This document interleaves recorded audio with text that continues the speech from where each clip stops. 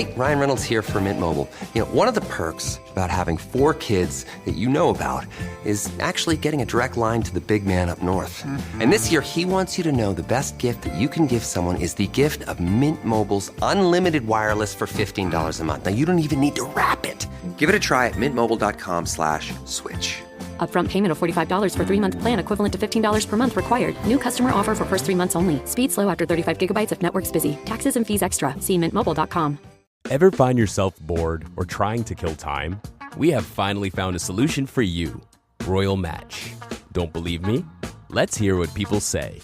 Royal Match is such a fun puzzle game. There are over 10,000 levels, also a bunch of mini-games, which makes it super exciting. My favorite part? It doesn't need Wi-Fi. I play on my commute, on flights, even while waiting in line. And honestly, no ads, not a single one. That's why I'm so into it. So there you have it, a relaxing, challenging, totally ad-free game that goes wherever you go. Download Royal Match and see why everyone loves it. Stand clear of the closing doors, please. Stuck on your commute again? Bad Wi-Fi? No signal? Nothing to do?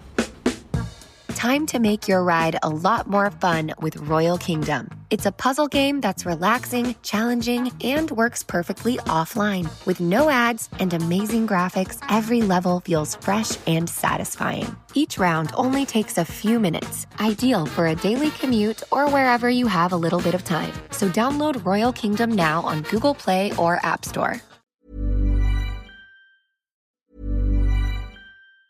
Hey, Ryan Reynolds here for Mint Mobile. You know, one of the perks about having 4 kids that you know about is actually getting a direct line to the big man up north.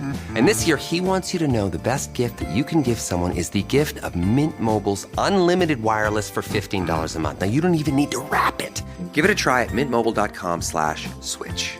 Upfront payment of $45 for 3-month plan equivalent to $15 per month required. New customer offer for first 3 months only. Speed slow after 35 gigabytes if network's busy. Taxes and fees extra. See mintmobile.com. Ever find yourself bored or trying to kill time? We have finally found a solution for you. Royal Match. Don't believe me? Let's hear what people say. Royal Match is such a fun puzzle game.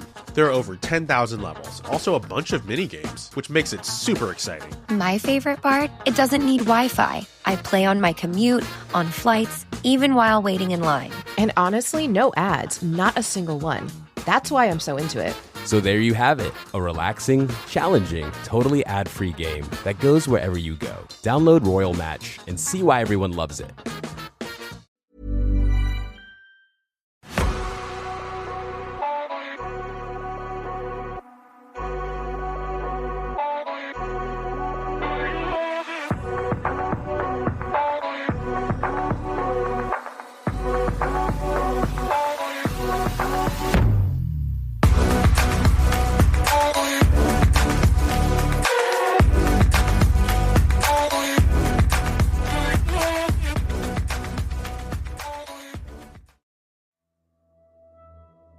Hello, I'm Sarah, and welcome to the Whispering Woods After Dark. I've got another one of these stories today. I think they're great, and I hope everybody is enjoying them. So I've done these 2 for the time being, but I will do some more in the future because I just think they're really great. I'll get straight into it. Are you ready for the story? The wooden back door creaks open into the night. You step out, candle in one hand, a crucifix in the other. Somewhere beyond the fence, an old scarecrow stands guard in the moonlight. Or at least you think it's just a scarecrow. You take a shaky breath and face your dark house. It's time. But who will scare the crows away? For a moment, there's nothing but the thump of your heartbeat. Then, behind you, a hushed whisper, "It's not your biggest problem." The candlelight jumps as your hand shakes. You dare not turn around to see who or what spoke.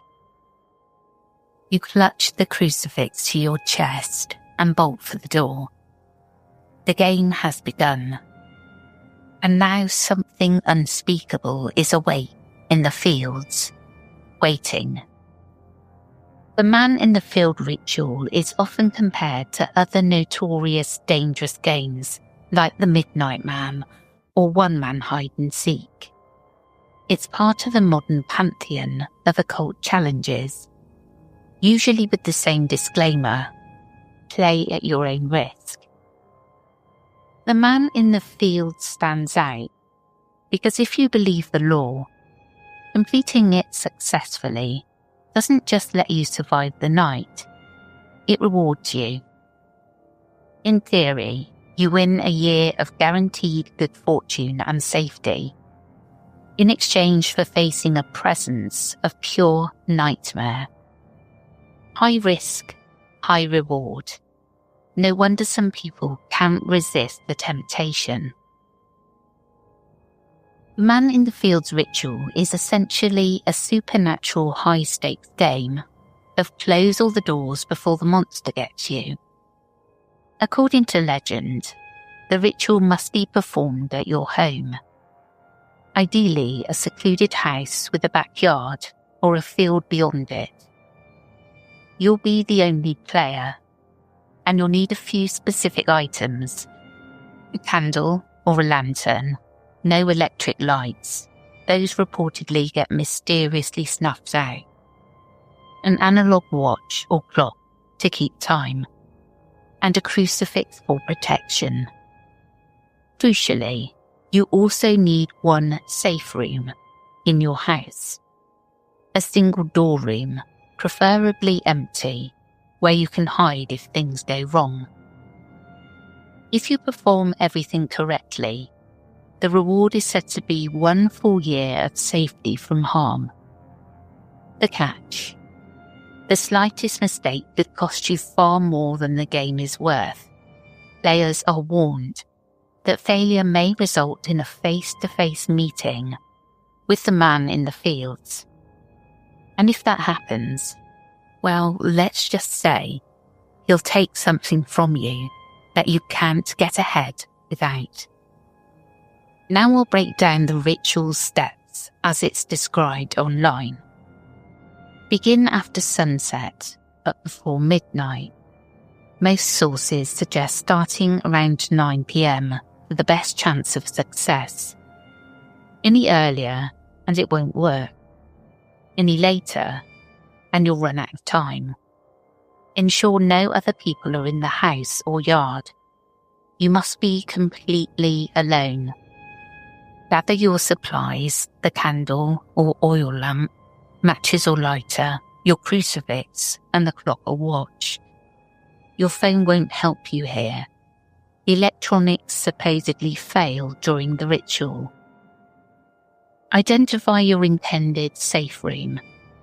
Remember, it needs to have only one door and ideally a lock. Make sure that room's door can close properly. You'll be using it later if things go wrong. Just after dusk, when the world is in that quiet lull, light your candle or lantern. Go out into your back garden alone. Position yourself facing the house. Your back should be to the dark back garden or field behind you. This feels counterintuitive, but that's part of the challenge. You're offering an invitation to whatever dwells out there. Now you must repeat a single phrase 7 times.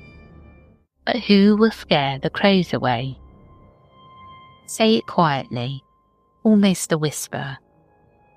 Tradition says it has to be exactly 7 repetitions. No more, no less. It sounds like a riddle or a line from an old folk tale. But those words are the key to summoning the entity. If you've done it right, on the 7th time, you'll get a response. If you hear nothing about the ritual, that means the summoning has failed. Maybe you started at the wrong time, or maybe something's protecting you from whatever prowls the field. In any case, do not turn around or try again that night. Just calmly but quickly head back inside, leave the house entirely, and don't come back until after 6 a.m. The instructions say there are no known consequences to a failed attempt, as long as you don't linger. But they strongly recommend vacating the premises, just in case. If you do hear a reply, it might manifest as a disembodied voice right behind you, or even a voice that speaks inside your head. The voice will say, "That's not your biggest problem." Imagine hearing that whispered into the night when you thought you were alone. This cryptic sentence is your one and only confirmation that the summoning has succeeded. At this point, do not turn around to look. The man in the fields is now in play, though not directly behind you. Not yet. According to those who've described the ritual, the voice is a warning and a harbinger of what's to come. He's basically telling you, forget the crows. You've got bigger things to worry about now. If you hear these words, you must immediately return to your house, go back inside, and shut the door behind you, without glancing back at the garden. Sealing your safe room. Now the real game begins. The moment you're inside, the entire house is no longer the way you left it. Every door, every cabinet, every window, every container that can open will be standing open. Drawers are slid out, cupboards ajar. Even boxes and backpacks dumped out with their lids flung wide. If you think about all the things in a home that have hinges or zips or lids, the sheer number is unsettling. This sudden disarray isn't random. It's the first test. You'll soon have to close all of them again. But before you do anything else, head straight to your chosen safe room with your crucifix in your hand. Once in that room, do the following immediately. Close every open object in the safe room. If a desk drawer is open or a closet door ajar, shut it. Double check even unlikely things, a book left open, a suitcase unlatched. Everything must be closed. This room is your lifeline. Any opening here is a potential entry point for him. The law stresses that if the man in the fields gets into your safe room, you are doomed. Now place the crucifix somewhere in the safe room. Some say to hang it on the door handle or just hold it. But the common instruction is to leave the crucifix in the room, as if marking it as protected ground. The crucifix's presence is supposed to help bar the entity from entering, but only if you've closed everything properly. Think of it like setting up your base. Once your safe room is secure, take your candle or lantern and step back out into your house to face the task at hand. From this point on, you cannot leave the house until the ritual is over. Also, make sure you have your watch on. You'll be racing the clock. The main objective, close everything. Your goal now is simple in description and maddening in execution. Go through the entire house and close every single open thing before the clock strikes midnight. You'd have until 12 a.m. sharp, not a second later. If you begin around 11 p.m, that gives you roughly an hour. If you started earlier, you might have more time, but remember starting too early tends to fail. As you move from room to room, candle flickering, you'll likely feel an oppressive silence. The only sounds might be your own breathing and footsteps echoing in the dark. One by one, you must shut every door, window, cabinet, drawer, box, bag. Everything that's open. It sounds tedious, maybe even easy. Imagine doing this while aware that something else is in the house with you, watching. Because according to the ritual, as soon as you re-enter your home, you're not alone. People who claim to have attempted this describe a mounting sense of dread as they hurry through the house. Many report an almost palpable presence. You might catch movement out of the corner of your eye. And indeed, the ritual says you will. As you're frantically closing doors and latching windows, you may begin to notice a figure in your peripheral vision, trailing just at the edges of your sight. If you catch a glimpse, he looks like a man in simple farmer's clothes with the skin colour of ash. He doesn't speak. He doesn't grab you. He just follows you silently from room to room, observing as you work. It's said this figure is not the man in the fields himself, but an intermediary, a herald or referee, sent to audit your progress. The instructions are very clear on this point. Do not look at him directly. And don't bother trying to interact. He's not there to hurt you.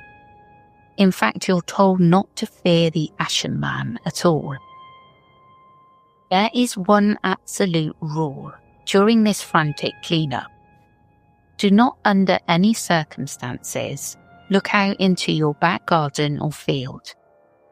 This cannot be emphasized enough.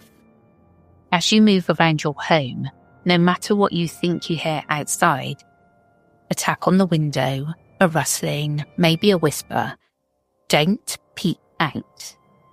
The second you gaze into that dark garden, it's game over. Because if you do look, you'll spot something that will make your heart stop.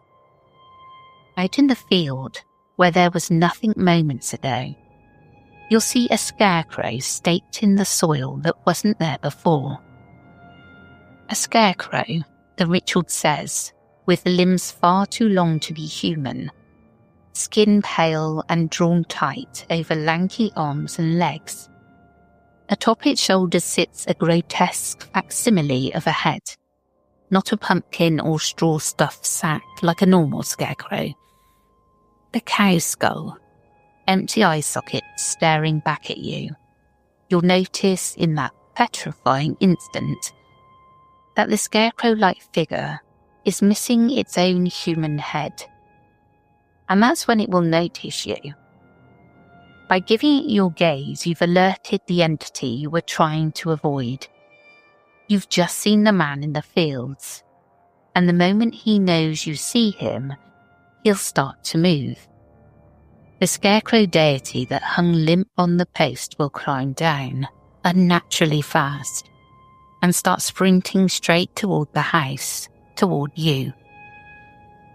If you do make the mistake of looking outside, the ritual changes drastically. It becomes a race for survival. Drop whatever task you are doing and run for your safe room immediately.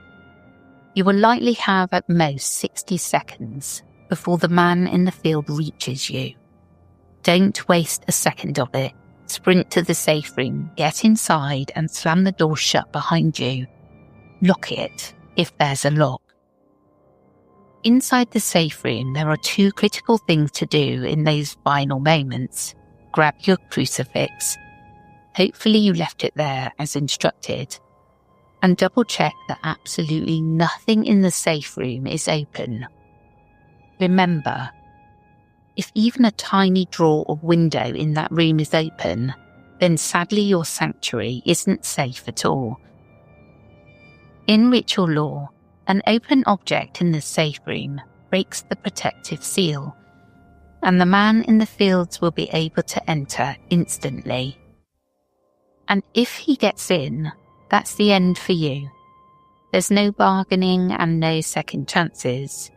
He will behead you on the spot, taking your head to complete his scarecrow-like form. Assuming you did secure the room in time, you now have to endure hours trapped inside as this entity tries to get you. People who imagine this scenario describe hearing scratches, clawing and horrific screeches on the other side of the door.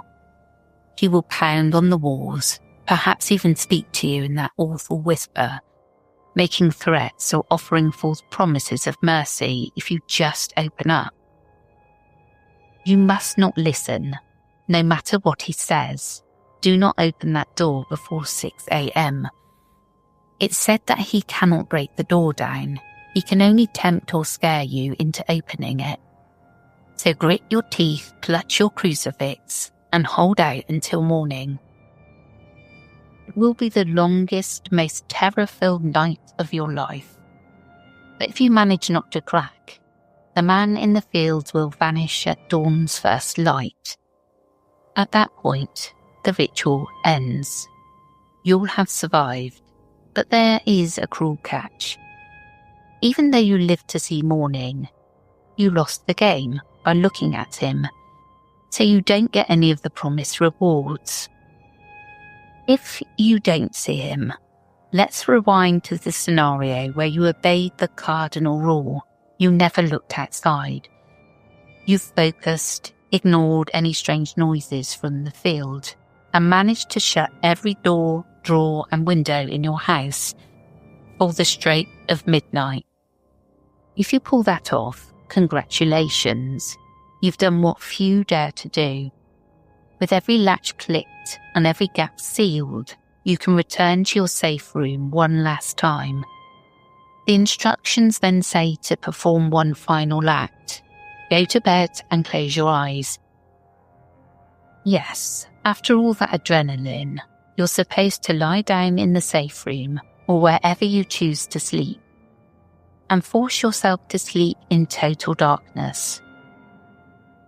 The key is that you must not open your eyes at all until morning. Not even once. Perhaps this is to avoid glimpsing the entity at the last moment. Or maybe it's a final test of trust. The law isn't clear on why. Only that even after everything is done, keeping your eyes shut is absolutely mandatory to seal your victory. If you can fall asleep, or at least last the night with eyes closed, dawn will eventually break. And when you awake in the morning, if all went well, you'll find that the house is just as you left it. Closed up and ordinary. No ashen man in the corners, no scarecrow in the garden. You've won. The man in the field has spared you, and in fact, he will now bless you for a time. According to the legend, surviving the ritual without ever seeing the entity earned you a reward that lasts 1 full year from that date. During that year, you are promised supernaturally heightened good fortune and protection in one or more aspects of your life, depending on how early in the evening you began the ritual. This is the incentive that drives people to consider playing in the first place. If you started around 3 hours before midnight, your safety will be purely physical for the next year. You won't fall ill or suffer any injury. If you started 2 hours before midnight, you get physical safety and financial prosperity. Not only will you stay healthy, but money will never be a problem for that year. If you started 1 hour before midnight and still managed to finish, which is considered nearly impossible, your safety becomes total. For 1 year, nothing you do will cause negative consequences for you. You'll have essentially absolute luck. And with that, the ritual concludes. In summary, if you win, you get a year of supernatural protection or luck in return for a harrowing night of terror. If you lose or bail early, you get nothing, or worse, you might pay with your life if you make the wrong move. Account 1. Our storyteller begins by describing performing the summoning in his back garden, mostly out of skepticism. I did everything the ritual said. I honestly thought it was going to be fake. That's why I did it, he wrote. But when he whispered the phrase the 7th time, he heard a voice. Exactly as the ritual foretold, it was a soft, raspy male voice that seemed to emanate from right behind him in the darkness. The voice said, "That's not your biggest problem." I was terrified. I froze up for a second. Then the primal instincts kicked in and he sprinted into the house, slamming the door behind him. Inside, he found the house in chaos, every cabinet and door hanging open. By now, he knew the ritual was real, or at least believed it fully in the moment. And the fear of what might be in the house with him nearly made him turn and run out of the front door. But leaving mid-ritual wasn't an option he was willing to risk. So he forced himself to stick to the plan. He went to his small guest bedroom, his designated safe room, closed everything in it, and left his crucifix on the empty dresser. As he started the process of closing everything in the house, he recounted that the atmosphere was heavy, like the air itself was watching me. He tried humming to himself to break the silence. A nervous habit, but quickly stopped when he realised it was agitating his own nerves more.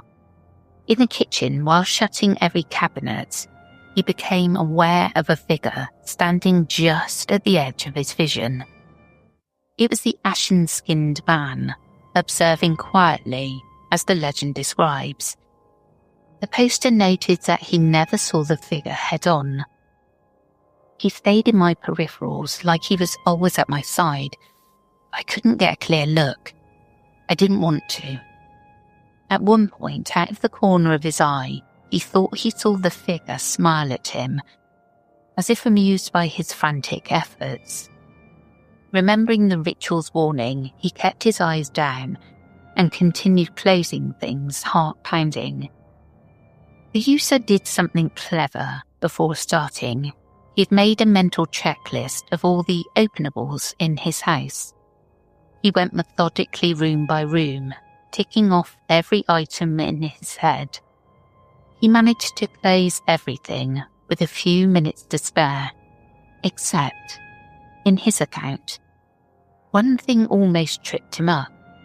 In the stress of the moment, he nearly overlooked a small attic hatch in his ceiling that had swung open.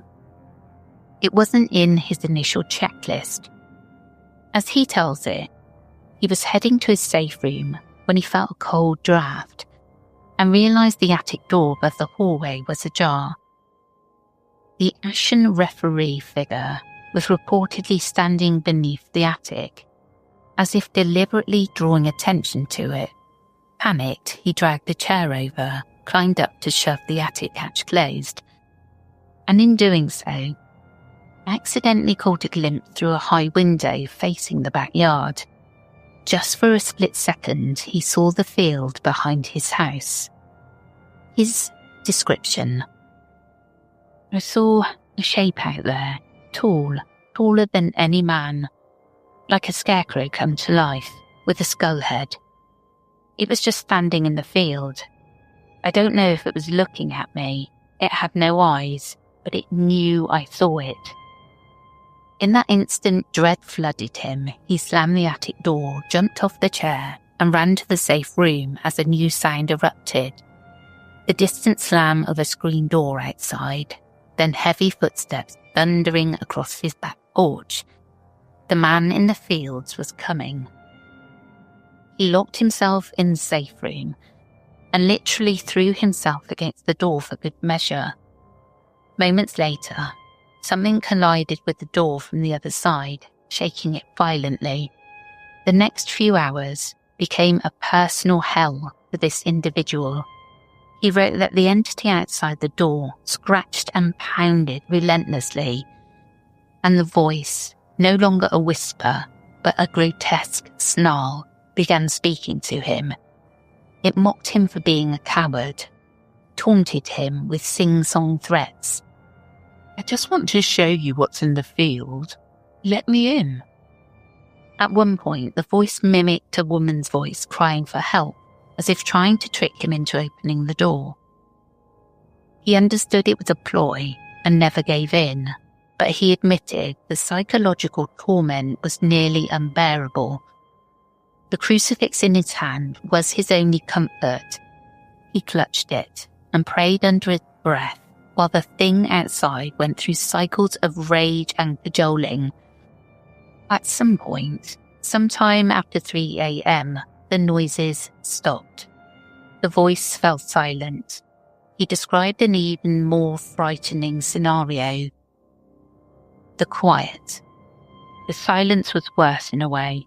I kept thinking I'd hear breathing right behind me, that maybe it got in somehow and was in the room with me.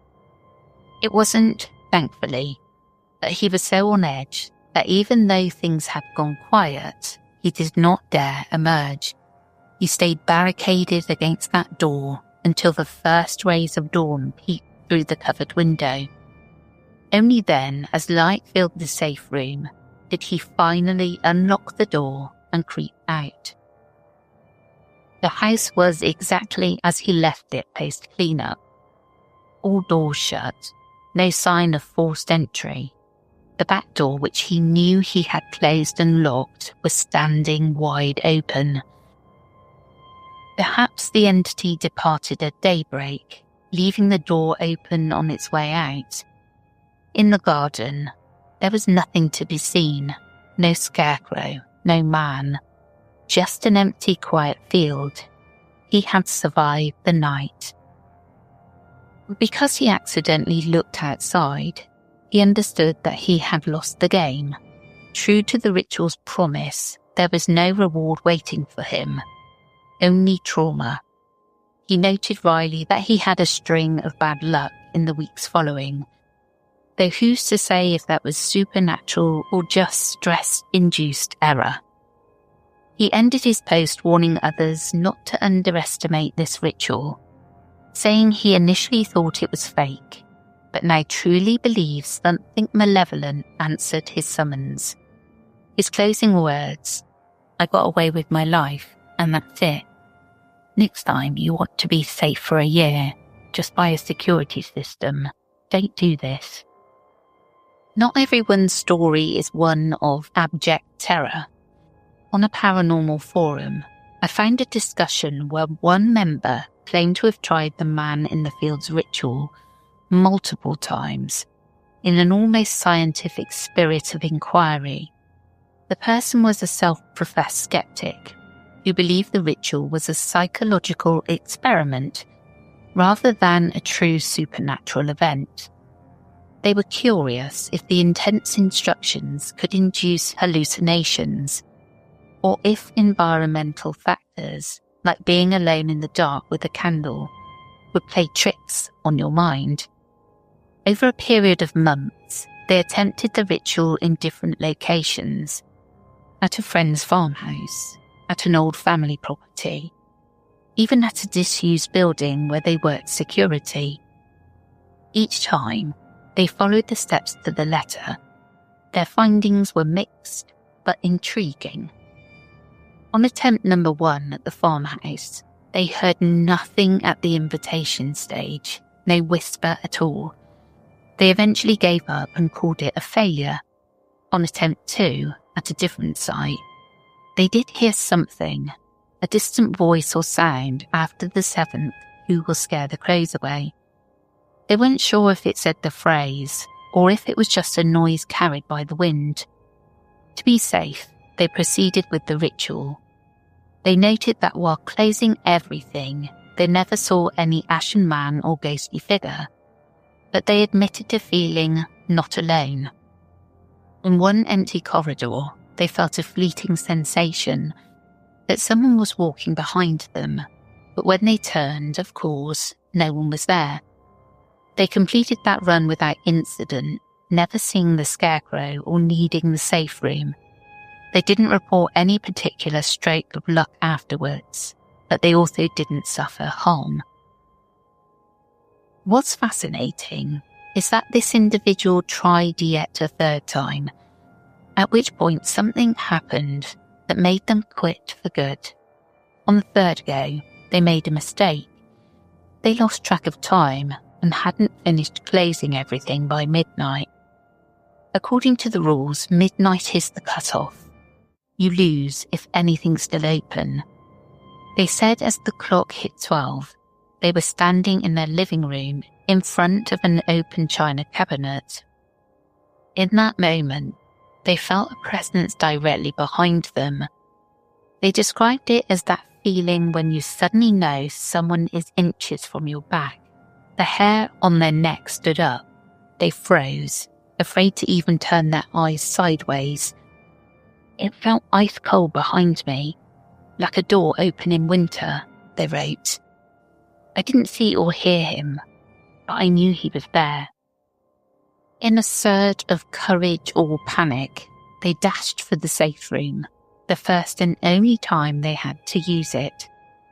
As they fumbled with the lock, they heard a single heavy footstep from the living room, as if something large had just stepped onto creaking floorboards. That was enough. They locked themselves in and spent the night there wide awake, heart hammering. Nothing banged on the door and no voice taunted them that night. In fact, it was eerily quiet after that single footstep. But the next morning, they found something that deeply unsettled them. The china cabinet they'd failed to close was tipped over, its glass doors shattered on the floor. No one else was home, and no natural explanation could account for it. The skeptic had no answers. They conceded that, at the very least, something strange had happened that they couldn't rationalise. They never attempted the ritual again. Their final post on the matter simply said, I set out to debunk it, and ended up not entirely debunking it. I don't know what I believe now. Just be careful. Hey, Ryan Reynolds here, wishing you a very happy half-off holiday, because right now Mint Mobile is offering you the gift of 50% off unlimited. To be clear, that's half price, not half the service. And Mint is still premium, unlimited wireless for a great price. So, that means a half day, yeah? Give it a try at mintmobile.com/switch. Upfront payment of $45 for 3-month plan equivalent to $15 per month required. New customer offer for first 3 months only. Speed slow after 35 gigabytes if network's busy. Taxes and fees extra. See mintmobile.com. Today's trivia quiz is on mobile games. All right, I'm very excited about this one. I'm going to give you a few hints. Ready? Ready? This game has no ads and no need for Wi-Fi to play. Wait, so does it cost a lot of money? Nope, it's completely free to play. What? No way. It has amazing graphics, and they recently added a bunch of new mini-games. Hold on, is that Royal Kingdom? Yes, bingo. So if you haven't played Royal Kingdom yet, go to the App Store or Google Play and download it for free. Now, the scarecrow thing, the man in the field, it's really scary, regardless. But I thought the guy who sort of watches and makes sure the game gets played properly was even creepier. I don't know if because of the way he's described, that he's kind of skeletal and greyish and just spooky, but having somebody walk, and you're not allowed to look at him, walk around watching to make sure that you, like an umpire basically, that you're doing it all right, I find that even scarier than the man in the field. I do love these rituals. I'm never going to be brave enough to try them. Never in a million years. Just in case. Well, that's it from me today. I hope you enjoyed, and I will catch you again tomorrow for more 14 days of festive fear. Take care, everyone.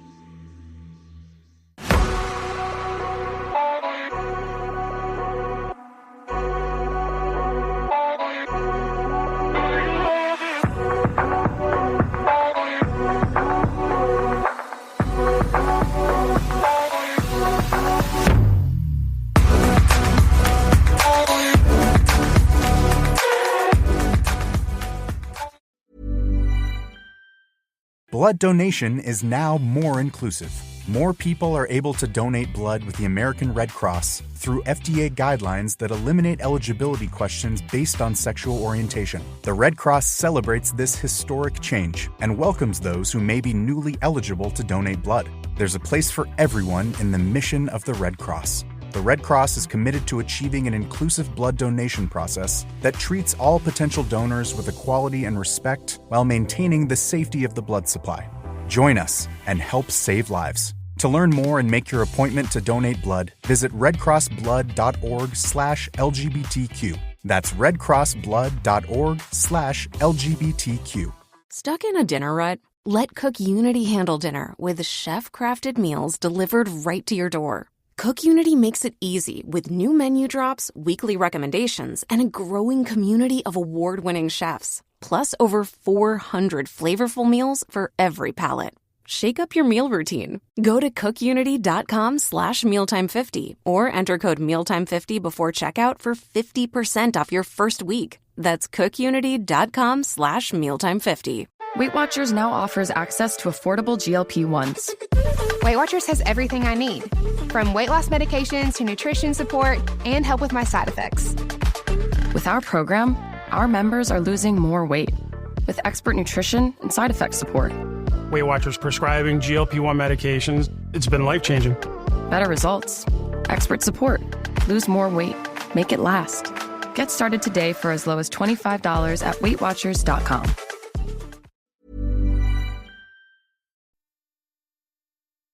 The stories told on the Whispering Woods are inspired by historical records, witness reports, and local folklore. While every effort is made to research and represent events accurately, some details, names, and locations may differ from official accounts or have been changed out of respect for those involved. These episodes are created for storytelling and entertainment purposes and should not be considered definitive fact or investigative journalism.